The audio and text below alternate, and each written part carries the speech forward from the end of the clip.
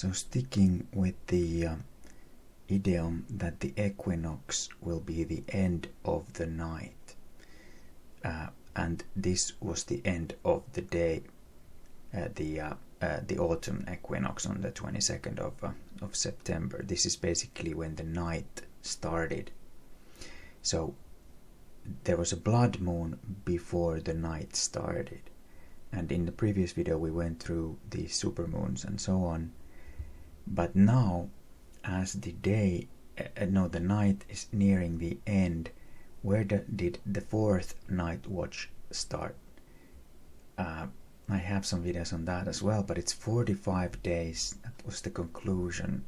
Came to 45 days before, so it's the 3rd of February. So this full moon is outside of the fourth night watch. The only full moon inside the fourth night watch is the 3rd of March blood moon. And also inside the fourth night watch is this annular solar eclipse on the 17th of February. So let us have a look on the 20th of March in here.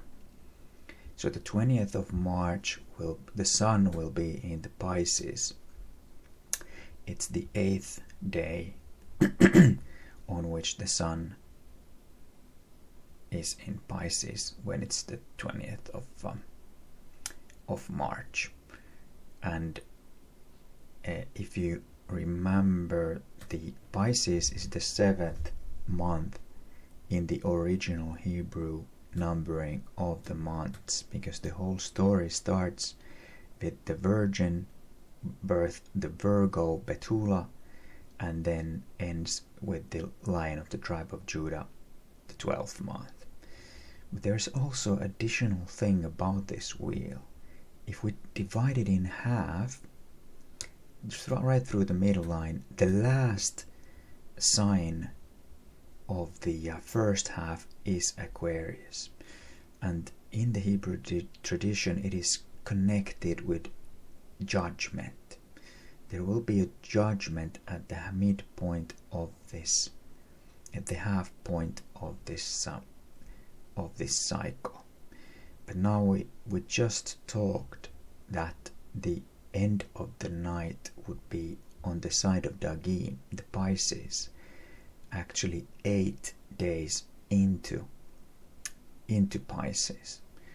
So I had an earlier video about the end of the day, but let's now take a look at the beginning of the day. So where does it start? So we are here in the night. You can see in here it says a position is day if we're here, and then in here it's the night. So when the night is nearing its end, let's say the night ends on the 20th of March, because that is the equinox. So we're nearing to the end of the night.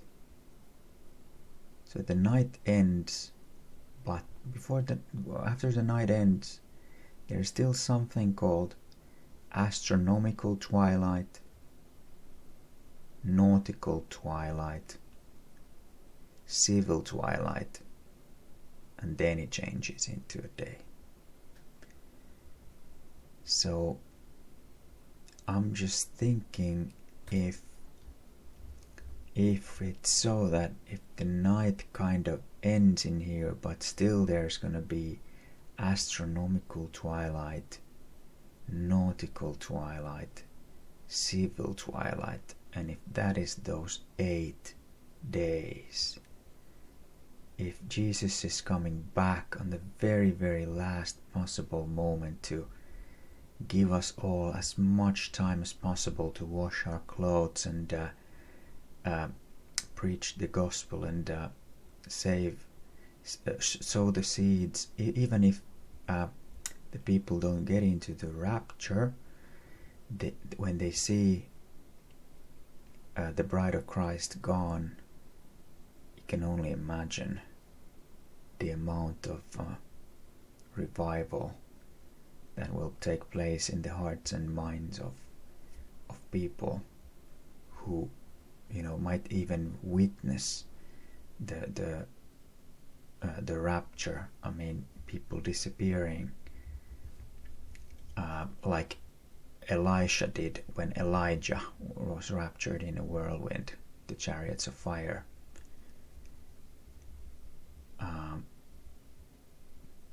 Let me know what you think in the comments. Thank you.